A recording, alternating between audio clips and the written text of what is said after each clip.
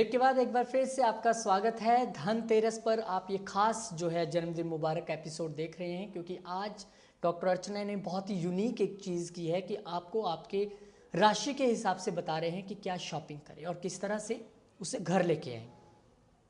तो डॉक्टर अर्चना, आप 6 राशियों के बारे में बता चुके हैं, अब बारी है तुला राशि की। तुला राशि वाले आज क्या शॉपिंग करें?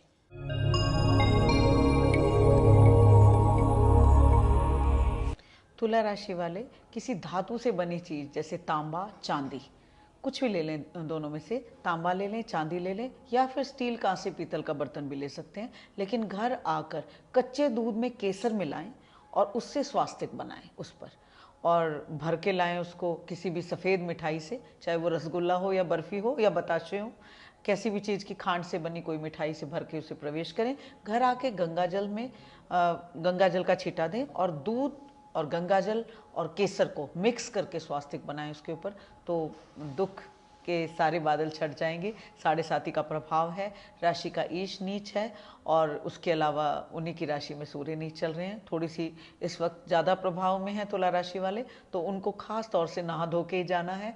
नहा धो के जाके लक्ष्मी माँ का ध्यान करते हुए जाएंगे और जाके किसी भी धातु की चीज़ लाएंगे, उसको भर के लाएंगे सफ़ेद रंग की मिठाई से, या सफ़ेद रंग का कोई बताशे हो सकते हैं, और घर आके गंगाजल का छींटा देके गंगाजल, दूध और केसर घोल लें और उससे स्वास्तिक बनाएं और धूप दीप दे के पूजा करें। माँ लक्ष्मी का ध्यान रखें। आपका ये सारा वक्त, खराब वक्त गुजर जाएगा, सौभाग्य में बदल जाएगा।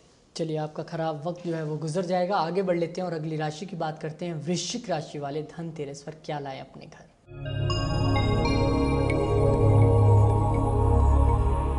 वृश्चिक राशि वाले तांबे या सोने की चीज़ अपने घर लाएं, चाहे आभूषण के रूप में लाएं या फिर कहीं अपना बर्तन के रूप में लाएं, कि छोटा सा कोई गिलास, कटोरी चांदी की ले लेते हैं लोग, वो लेके लाएं, और उसमें अंदर उसके रोली डाल के, लाल रंग की रोली डाल के, चावल डाल के तिलक बना रहे, उसी से इन 3 दिनों में लक्ष्मी माँ को तिलक करें, तो बहुत लाभकारी रहने वाला है वृश्चिक राशि पे।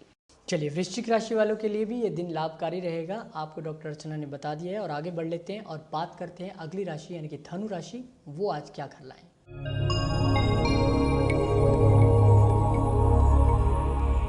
धनु राशि वाले हो सके तो सोने के आभूषण या सोने की सिक्का, कोई गिन्नी या बर्तन खरीदें, और अगर नहीं हो सकता तो पीतल का खरीद लें, और पीतल का लाके उसे गंगाजल का छींटा देके गंगाजल में केसर मिक्स करके उसका स्वास्तिक बनाएं, धूप दीप से पूजा करें, और ख़ास तौर से उसी केसर, जैसे स्वास्तिक बनाया उसके बाद उसी केसर से खुद को तिलक कर दे।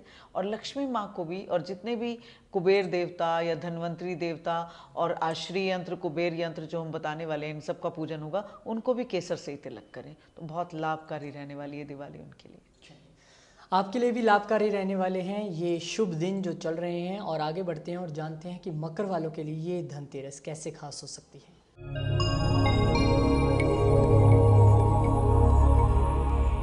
मकर राशि वाले स्टील का बर्तन ही लेके आए, क्योंकि स्टील का बर्तन उनके लिए सबसे ज़्यादा लाभकारी है, और कोशिश करें कि उसको गुलाब जामुन से भर के लाएं, क्योंकि वो काले रंग की कोई भी मिठाई, ब्राउन या ब्लैक कलर की उनको लानी है, तो गुलाब जामुन से भर के लाएं। खील बताशे खिलौने अलग से ले सकते हैं, और लाकर, या फिर किसी मूर्ति के रूप में भी लानी है तो लोहे की मूर्ति ला सकते हैं, लेकिन ज़्यादा अच्छा है कि स्टील का बर्तन लाएं और उसे गुलाब जामुन से भर के लाएं, गंगा जल का तिलक छींटा दे के, और उसके बाद रोली से, लाल रंग की रोली में चावल मिक्स करके फिर उससे तिलक करेंगे।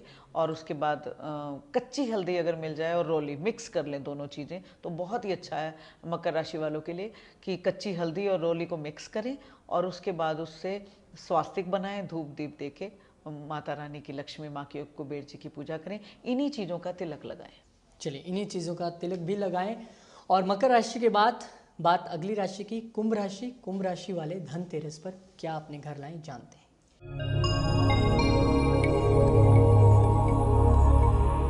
कुंभ राशि वालों को एक वो धातु होती है सफ़ेद, हिंडोलियम जिसे कहते हैं, जिसके कुकर बनते हैं, या वो उस तरह की चीज़, कोई सफ़ेद धातु लानी चाहिए। स्टील की भी ला सकते हैं, वैसे कोई हर्ज नहीं है, लेकिन अगर वो लाएं तो बहुत अच्छा है। सफ़ेद रंग का कोई भी मेटल खरीद के ले आएँ और लाकर उनको बादाम से भर के घर लाएं, तो बहुत लाभ देने वाला है उनको, कुंभ राशि वालों को। बादाम से भरा स्टील का या फिर सफ़ेद धातु का कोई भी बर्तन लेकर आएँ और आकर चावल को पीस लें, चावल और दही के घोल से स्वास्तिक बनाएंगे तो बहुत लाभ होगा। ऐसा कर दें कि पहले ही दही चावल घोल के चले जाएं तो बहुत लाभ हो जाएगा और आके टाइम बच जाएगा। आते ही उस मुहूर्त में प्रवेश करें बादाम से भरे बर्तन का और आकर गंगा जल का छींटा दे के उसको स्वास्तिक बनाएं और धूप दीप दे के कुबेर जी की और माता रानी की अर्चना करें। चलिए, और आज की आखिरी राशि मीन राशि इंतजार कर रहे होंगे कि आखिर वो आज मार्केट से क्या लाएं अपने घर धनतेरस के दिन। जान लेते हैं।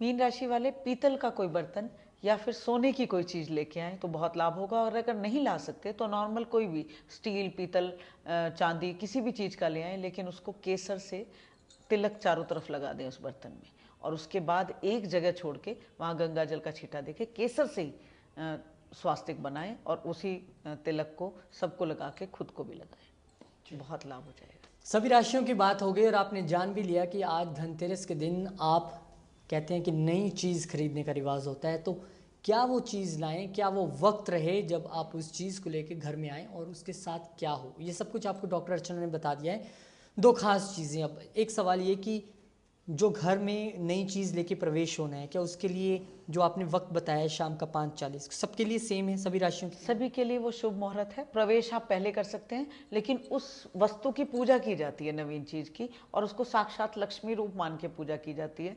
साथ साथ सबसे पहले गणेश जी की जैसे पूजा का विधान ही है। गणेश जी, कुबेर जी, धन्वंतरी देवता, श्री यंत्र, और श्री यंत्र को बीच में रख के एक तरफ कनकधारा यंत्र और एक तरफ कुबेर यंत्र को रख लिया जाता है और इनकी समस्त चीज़ों की पूजा होती है। लक्ष्मी जी, विष्णु जी तो साथ में रहेंगे ही। तो ये जो 5:40 से टाइम, ये पूजा का वक्त है? हाँ, 5:46 से लेके 7:06 तक उस शुभ चीज़ को पूजा घर में रख के उससे स्वास्तिक बनाने और पूजा करने का वक्त। चलिए, और अब जान लेते हैं पूजा की विधि कि किस तरह से धनतेरस पर आप पूजा करें ताकि आपके घर सुख समृद्धि आए।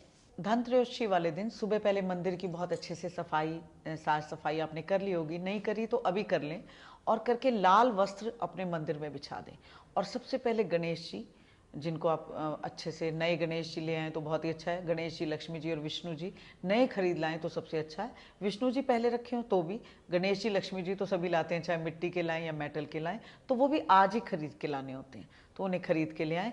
और लाल वस्त्र अपने मंदिर में साफ करके गंगा जल का छींटा दे के बिछा दें और उसके बाद गणेश जी रखें और गणेश जी के दाईं तरफ लक्ष्मी जी रखें, क्योंकि विष्णु जी के बाईं तरफ होती हैं लक्ष्मी जी। खास बात है, लोग कई बार गलत रख लेते हैं, वामंग पत्नी होती है हमेशा, तो गणेश जी के दाईं तरफ लक्ष्मी जी होंगी और लक्ष्मी जी उसके बाद विष्णु जी के बाईं तरफ होंगी, तो दोनों के बीच में होंगी।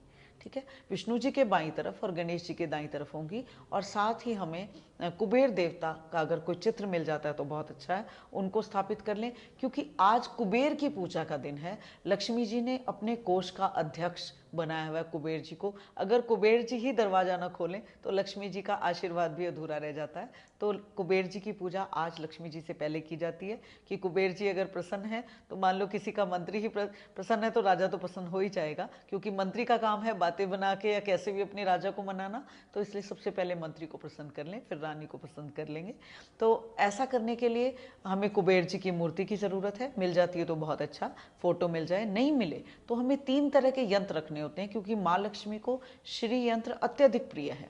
तो श्री यंत्र को बीच में रख लें और कनकधारा यंत्र बहुत प्रिय है, तो बीच में श्री यंत्र को रख के, जैसे हमने लक्ष्मी जी को बीच में रखा, वो थोड़ा पीछे की तरफ रख लें, पीछे रखा बीच में लक्ष्मी जी को, उनके एक तरफ गणेश जी होंगे, एक तरफ विष्णु जी होंगे। इसी तरह सामने उनके लक्ष्मी जी के सामने श्री यंत्र बिल्कुल लक्ष्मी जी के सामने होंगे, कनक धारा यंत्र गणेश जी के सामने होगा और कुबेर यंत्र विष्णु जी के सामने होगा। ये तीनों यंत्र भी रखे जाते हैं और इनको विधान है कि शाम के वक्त जब आप नया बर्तन लेके आएंगे तो अपने बर्तन को गंगा जल से धो लें।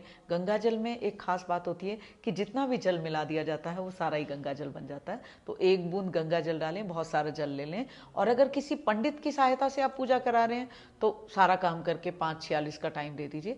लेट भी हो जाते हैं तो उस वक्त या तो शुभ वक्त में बर्तन खरीद लें या पूजा कर लें, दोनों में से किसी भी तरह आप अपनी स्थिति को देखते हुए कर सकते हैं।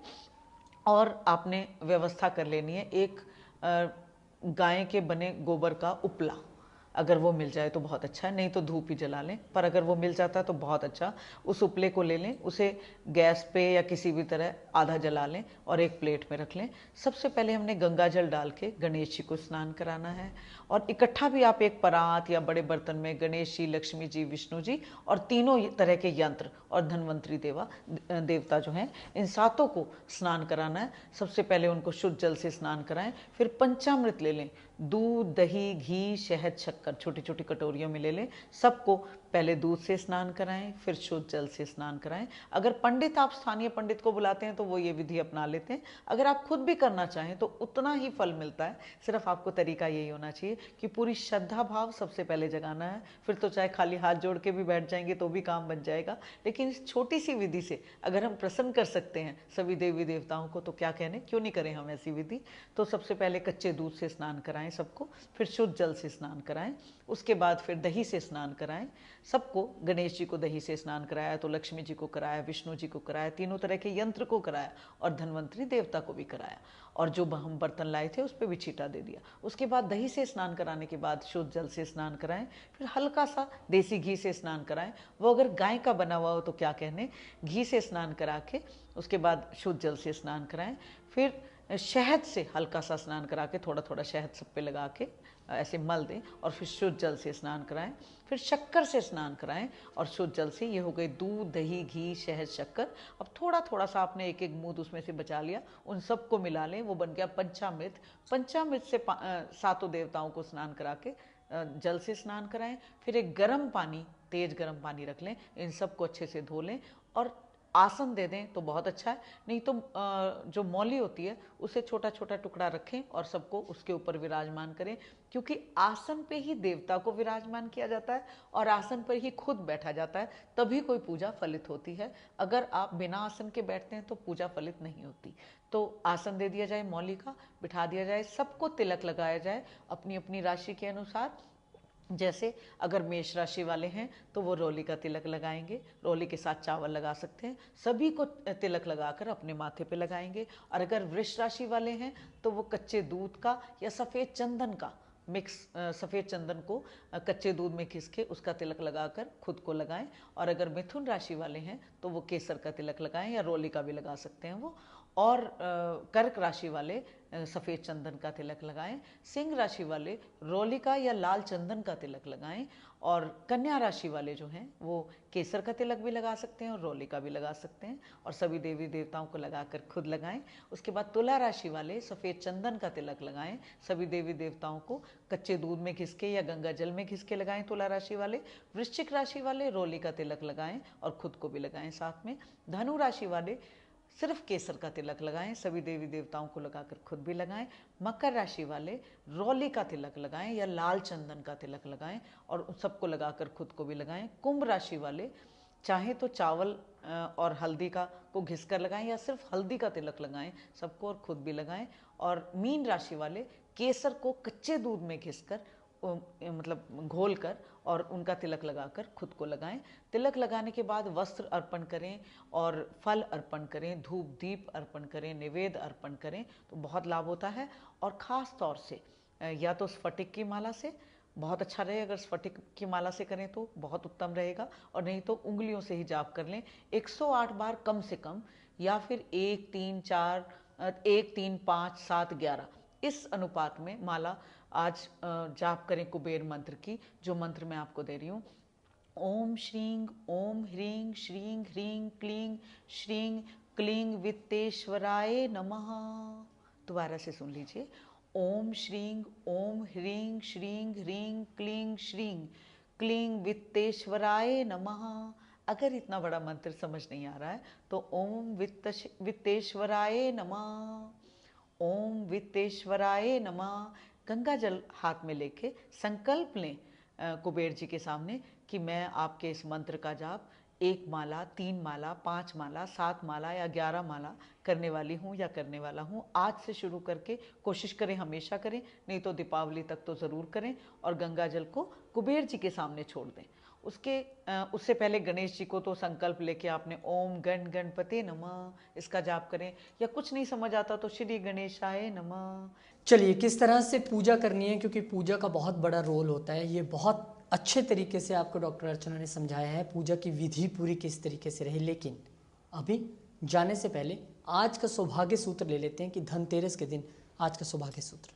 हाँ, आज का सौभाग्य सूत्र है कि सौभाग्य में वाकई आज बहुत वृद्धि हो जाने वाली है अगर आप ये उपाय कर लेते हैं तो एक सबसे पहले जो हमने सारी बातें पूजा की बताई, तो सुबह ही कोशिश करें कि कोई तोरण भी बांध लें। कुछ लोग कोड़ियों का तोरण बना लेते हैं, पूजा घर में बना लें, और 2 बना सकते हैं तो एक घर के द्वार पे और एक पूजा घर में तोरण बांध लें। अगर तोरण नहीं खरीद के ला सके तो आप अशोक के अगर पत्तों का तोरण बनाते हैं तो 101 पत्ते बांध लें इकट्ठे और मुख्य द्वार पे उनको तोरण बना के रखें, तो माता रानी बहुत शीघ्र से माँ लक्ष्मी प्रवेश करती हैं आपके घर में। और अपने पूजा घर में भी अगर बांध लेते हैं तो बहुत अच्छा है। कोडियों का बना हुआ भी तोरण बहुत पसंद है माँ लक्ष्मी को। और उसके बाद खास तौर से अपने सुख सौभाग्य में बहुत वृद्धि करना चाहते हैं, भाग्योदय करना चाहते हैं, तो एक मिट्टी का घड़ा लें, उसमें सभी तरह के अनाज जैसे कि साबुत मूंग, चावल, कनक, जितनी भी तरह के आप रख सकते हैं वो रख दीजिए। हो सके तो सभी तरह के रख लीजिए। मेवा अलग अलग पैकेट में डाल के रख सकते हैं कि ख़राब ना हो, जैसे बादाम, काजू, किशमिश, इस तरह की मेवाएं रख लें। और उसके बाद सोने चांदी की एक एक कोई चीज़ डाल दें, और उसके बाद उसके मुंह को लाल कपड़े से बांध दें। और बांधने के बाद उसमें स्वास्तिक का चिन्ह बनाएं, अपनी अपनी राशि के हिसाब से बनाएं। नहीं तो सबसे आसान तरीका, अगर सभी राशि वाले एक सा बनाना चाहते हैं तो दही, चावल और हल्दी मिक्स कर लें। चावल को पीस लें, हल्दी पिसी हुई होती है, और दही में मिक्स करके उसका स्वास्तिक नीचे से ऊपर की तरफ, बाएं से दाएं की तरफ, हर आपकी लाइन जो है नीचे से ऊपर और बाएं से दाएं की तरफ जाएगी, और उसमें शुभ लाभ और रिद्धि सिद्धि बना के अंकित कर लें और उनके सामने धूप दीप जलाएं। और आज से शुरू करें ऐसा, इस घड़े से प्रार्थना करें। फिर उसके बाद महालक्ष्मी यानी दिवाली वाले दिन प्रार्थना करें कि आप हे माँ लक्ष्मी मेरे घर में सदैव सुख, शांति, समृद्धि, धातु, धन, अन्नपूर्णा बन के हर तरह की सुख समृद्धि लेके, गहने और हर तरह का सुख लेके प्रवेश करें, और हमेशा अन्न के और धन के भंडार, सुख सौभाग्य के भंडार मेरे लिए अक्षय रखें। अक्षय मतलब जिनका कभी अंत ही ना हो, क्षय ही ना हो, ऐसे अक्षय भंडार मेरे घर में भर के रखें। और उस घड़े को दिवाली तक ऐसे ही रखना है। दिवाली से अगले दिन सुबह उसकी जो भी चीज़ें हैं वो अलग अलग यथास्थान रख लें, तो आपके घर में पूरे साल के लिए सुख सौभाग्य की वृद्धि होती रहती है, और कभी भी कोई दुर्भाग्य आ ही नहीं पाता, कोई कमी नहीं आ पाती घर में, किसी तरह के शुभ कार्यों में विघ्न भी नहीं आ पाते। चलिए बहुत बहुत धन्यवाद अर्चना जी, आपने जितने विस्तार पूर्वक तरीके से हमें धनतेरस की पूजा, किस तरीके से हम क्या खरीदें और पूजा कैसे करें, क्योंकि एक विधि होती है पूजा की जो डॉक्टर अर्चना ने आपको बताई है, और वो विधि अगर आप अपनाते हैं तो निश्चित तौर पर माँ लक्ष्मी और कुबेर जी ज़रूर प्रसन्न होंगे। और इसके बाद, हाँ, इसके बाद आखिर में हमने क्या करना है कि हमने दीपक जला के सारी पूजा कर ली। घी का दीपक हमने कुबेर के जी के सामने जलाया, और गणेश जी के सामने एक और दीपक भी आप जला सकते हैं, नहीं तो एक दीपक ही बीच में रखें। और उसके बाद आखिर में एक दीपक स्पेशली जलाएं जो कि हमें यम देवता के नाम का बाहर रखना होता है घर के दरवाजे पे। चाहे तो एक मुट्ठी कनक यानी गेहूं रख के उसके ऊपर ये दीपक रखा जाता है, और दीपक रखते हुए हमारा मुंह दक्षिण की तरफ होना चाहिए। ये दीपक यम देवता ने हमें आशीर्वाद दिया था कि अकाल मृत्यु से पूरे घर की रक्षा करेगा, तो ऐसा दीपक रात को इस पूजा के बाद जलाया जाता है। चलिए मेरे बोलते बोलते भी उन्हें अगर कुछ याद आया तो वो भी आपको वो बता रही हैं ताकि कुछ रह ना जाए। आप जन्मदिन मुबारक का ये खास एपिसोड सुबह आपने देखा है, आपको एक बार फिर से ये 10:30 बजे हम दिन में दिखाएंगे, और उसके बाद दोपहर को 2 बजे फिर से एक बार आप जन्मदिन मुबारक का ये एपिसोड देख सकेंगे, ताकि पूजा की विधि अगर आपसे छूट गई हो, कुछ रह गया हो तो आप देख सकते हैं, और धनतेरस के दिन उस तरीके से सारी चीज़ों को कर भी सकते हैं। अर्चना जी बहुत बहुत शुक्रिया, बहुत बहुत धन्यवाद आपका सभी का मार्गदर्शन करने के लिए, और आप सबका भी बहुत बहुत धन्यवाद भाग्य चैनल के साथ बने रहने के लिए। नमस्कार।